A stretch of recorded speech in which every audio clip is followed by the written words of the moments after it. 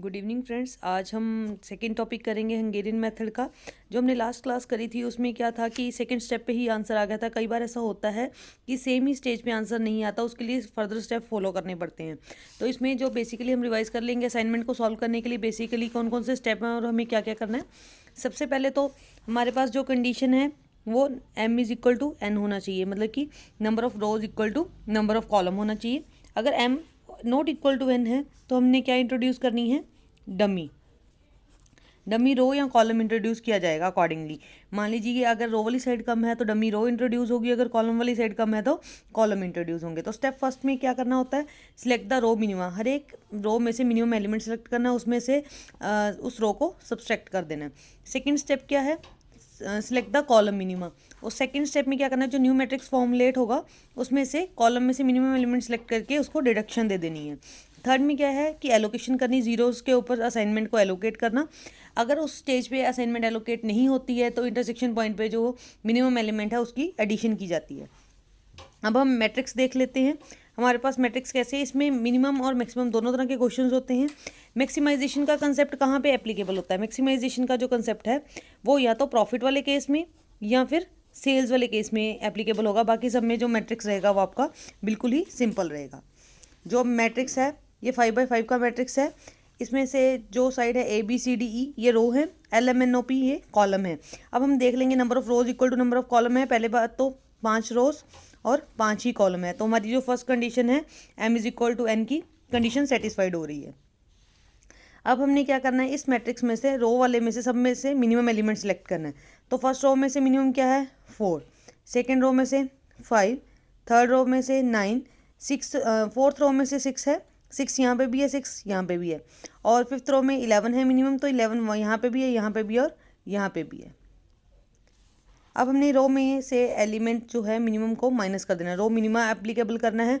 तो हर एक रो में से मिनिमम एलिमेंट को सब्सट्रैक्ट करेंगे। जैसे फर्स्ट रो में मिनिमम एलिमेंट हमारे पास 4 है तो 4 को सारी रो में से सब्सट्रैक्ट करेंगे, फिर 5 को, फिर 9 को, फिर 6 को और 11 को। जो हमारे पास न्यू मैट्रिक्स फॉर्मुलेट होगा वो ये होगा। 4 में से 4 सब्सट्रैक्ट करें 0, 4 में से 6 2, 11 माइनस 6, 11 माइनस 4 7, 16 माइनस 4 12 और 9 माइनस 4 5। ऐसे ही सब्सिक्वेंटली हम बाकी सारी प्रोसेस को करेंगे कंप्लीट, हमारे पास ये मैट्रिक्स फॉर्मुलेट हो जाएगा। अब हमने क्या करना है, रो मिनिमा एप्लीकेबल कर दिया तो स्टेप 2 क्या है, select the column minima. Column में से मिनिमम एलिमेंट सेलेक्ट कर देना। अब रो मिनिमम जो देखते हैं हम, रो मिनिमाइज होता है हॉरिजॉन्टली और कॉलम मिनिमाइज होता है वर्टिकली इस तरफ से। तो इसमें से मिनिमम एलिमेंट क्या आएगा हमारे पास 0, नेक्स्ट में से भी मिनिमम एलिमेंट क्या आएगा, m वाले में से 0, और n वाले में से मिनिमम एलिमेंट हमारे पास 3 है, o वाले में से मिनिमम एलिमेंट हमारे पास 5 है, और p वाले में से मिनिमम एलिमेंट हमारे पास 0 है। इस पूरे मैट्रिक्स में से मिनिमम एलिमेंट को फिर से माइनस करना है, बट करना है क्या है, कॉलम वाइज वर्टिकली माइनस करना हमने।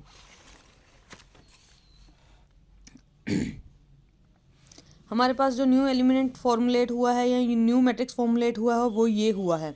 अब हमने क्या करनी है, एलोकेशन करनी है। माइनस करके हमारे पास ये मैट्रिक्स फॉर्मुलेट हुआ है, तो मान लो मैंने फर्स्ट स्टेज पे यहाँ पे एलोकेशन करी तो इसके नीचे वाली रो में कहीं भी अभी एलोकेशन नहीं होगी, तो ये रो क्या हो जाएगी, कैंसल।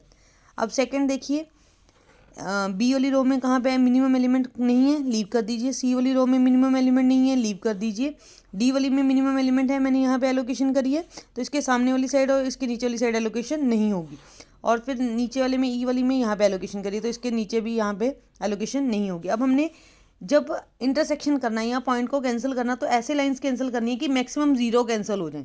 अगर हम मान लीजिए ऐसे ऐसे कैंसिल करने डायरेक्टली शुरू कर देंगे तो क्या होगा कि हमारे पास कोई भी मिनिमम एलिमेंट नहीं बचेगा बाद में फर्दर स्टेप्स को फॉलो करने के लिए। इसलिए हमने ऐसे कैंसिलेशन करनी है कि हमारे पास मैक्सिमम एलिमेंट जो है जीरो जो है कैंसिल हो जाए। तो इसमें इस साइड की रो को कैंसिल कर देंगे और इस साइड की रो को कैंसिल कर देंगे, तो हमारे पास जो मैट्रिक्स बचेगा वो यहाँ से बचेगा, M से लेके P तक और C के इस पॉइंट पे, ठीक है। तो इनमें सब में से मिनिमम एलिमेंट क्या है, 2 4 7 5 3 8 9 4 4 9 7 4 में से मिनिमम क्या है हमारे पास 2 है, तो 2 जो है उसको हम माइनस कर देंगे बाकी सारे रिमेनिंग मैट्रिक्स में से। जहाँ पे लाइन ऐसे एक बार क्रॉस हो रहा है या इंटरसेक्शन हो रही है वर्टिकली, रो वाइज और कॉलम वाइज क्रॉस हो रहा है, बट जो पॉइंट ऑफ इंटरसेक्शन है यहाँ पे यहाँ पे जो भी मिनिमम एलिमेंट हमने सिलेक्ट करा है वो क्या हो जाएगी, एडिशन।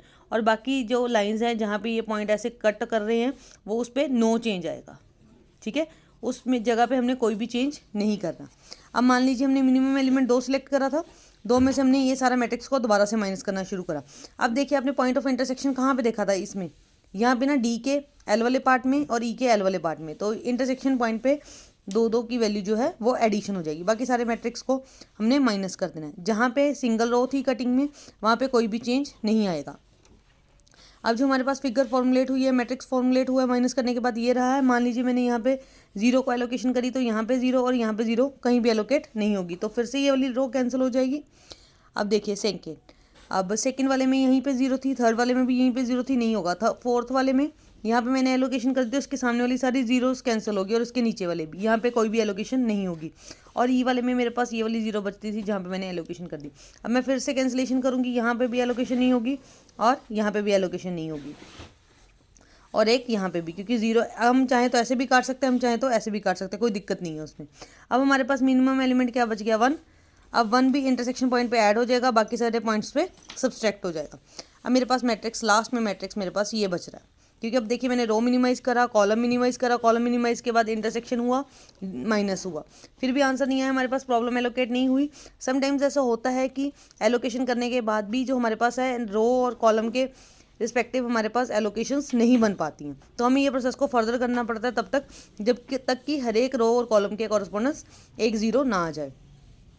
तो अब ये जो मैट्रिक्स फॉर्मुलेट हुआ है माइनस करके हमारे पास ये वैल्यू बची हैं जहाँ पे भी पॉइंट ऑफ इंटरसेक्शन था। अब यहाँ पे लास्ट पॉइंट में यहाँ पे 0 था, अब यहाँ पे 1 इसलिए हो गया क्योंकि यहाँ पे पॉइंट ऑफ इंटरसेक्शन आया और मिनिमम एलिमेंट हमारे पास क्या है, 1 है, तो हमने 1 को यहाँ पे एलोकेट कर दिया। अब फिर से मैं एलोकेशन दूंगी, यहाँ पे एक बार 0 यहाँ पे है तो मैंने इसे एलोकेशन दे दी, इसके नीचे वाली 0 कैंसिल होगी, तो मतलब ये वाली रो में दोबारा एलोकेशन नहीं होगी किसी भी तरह की। आप चाहे तो इसे पेंसिल से कट कर सकते हैं, जब आपको प्रैक्टिस हो जाए तो आप पेन से गो थ्रू कर लीजिए इस कंसेप्ट को।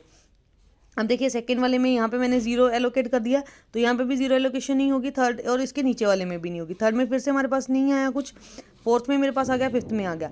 अब ध्यान देने वाली बात है कि मेरे पास कहाँ पे अभी तक नहीं आ रहा, थर्ड वाले में नहीं आ रहा, थर्ड रो में अभी तक कहीं पर भी एलोकेशन मेरे पास नहीं हुई है, तो मैंने यहाँ पर एलोकेशन करनी है। अब मैंने कैंसिलेशन करी है, यहाँ पर मैक्सिमम 0 थी और यहाँ पर ये वाली मैंने फिर से कटिंग कर दी। अब मेरे पास मिनिमम एलिमेंट फिर से क्या बच गया, 1। अगर आप यहाँ से ये वाले मैट्रिक्स में से देखेंगे मेरे पास मिनिमम एलिमेंट क्या बच रहा है, 1। अब 1 को फिर से सब्सट्रैक्ट करने पर मेरे पास लास्ट जो मैट्रिक्स बचा है, यहाँ ग्रिड कह सकते हैं आप, 5x5 का ग्रिड बचा है, ये बचा है। यहाँ पे भी एलोकेशन करेंगे हम, जहाँ जहाँ पे जीरोस बच रही हैं वहाँ वहाँ पे हमने एलोकेशन करनी है। अब इस केस में देखिए आप नंबर ऑफ रोज और नंबर ऑफ कॉलम के इक्वल मान लीजिए, हमारे पास 5 रो हैं, 5 ही कॉलम है, तो 5 × 5 एलोकेशन में भी हमारे पास क्या बचना चाहिए, 5 का बचना चाहिए। m × n का कंसेप्ट लगाते हैं ना, number of rows equal number of column, तो एलोकेशन भी 5 में ही होनी चाहिए। अब तक हमारे पास एलोकेशन कितने में आ रही थी, इनिशियल स्टेज पे 2 में आ रही थी, फिर अब कहाँ पे आ रही है, 1, 2, 3 और 4 में आ रही है। हमें कितनी एलोकेशन चाहिए, 5, तो हमने 1 बाय 1 के मैट्रिक्स को माइनस कर देना, इसमें से दोबारा से मैट्रिक्स में से 1 माइनस कर देना। अब नेक्स्ट स्टेज पे जाके जब हम इसे सॉल्व करेंगे एलोकेशन में, जो ये लेटेस्ट मैट्रिक्स बचेगा बनेगा हमारे पास, ये बनेगा 2 0 0 3 2 इन्फिनिटी, 0 0 3 4 0 0 1 4 2 0 5 2 0 0 0 2 4 1 2 10 0। अब यहाँ पे हम एलोकेट कर सकते हैं, यहाँ पे हमने 0 को एलोकेट किया, इसके सामने वाली में 0 एलोकेशन नहीं होगी, ना ही इसके नीचे वाले में, तो हमने ये कैंसिल कर दी। जैसे हमने किसी भी रो या कॉलम में एक बार एलोकेशन दे दी, ना तो उसके इस तरफ एलोकेशन दोबारा होती है, ना इस तरफ, ना ऊपर, ना नीचे, ना लेफ्ट, ना राइट। जहाँ पे भी एक बार एलोकेशन हमारी होगी, दोबारा उस जगह पे कभी भी एलोकेशन नहीं होगी। अब हमने एलोकेशन कर दिया। अब देख लीजिए जहाँ जहाँ पे भी एलोकेशन हुई है 5 0 हाईलाइट हुई है, तो नंबर ऑफ रोज और नंबर ऑफ कॉलम्स इक्वल है, 1 2 3 4 और 5, मतलब 5 ही रोज थी, 5 ही कॉलम थी, हमारे पास 5 ही एलोकेशंस हो चुकी हैं। तो ये जो हमारे पास मिनिमाइजेशन का क्वेश्चन था वो सॉल्व हो चुका है। अब आंसर क्या आएगा हमारे पास, A respect to N, B respect to M, C respect to L, D respect to O, E respect to P। और यहाँ पे जो वैल्यूज़ पुट करनी है ना, वो फर्स्ट ऑफ द मैट्रिक्स में से पुट करनी है जो क्वेश्चन का स्टार्टिंग था। जैसे A का कॉलम N एलोकेट हुआ है, तो A के कॉलम N में वैल्यू क्या थी, 11। ऐसे ही सारे मैट्रिक्स में वैल्यू को हमने फिल करना है, और जो हमारा इसका आंसर आएगा मिनिमाइजेशन का वो क्या आएगा, 50।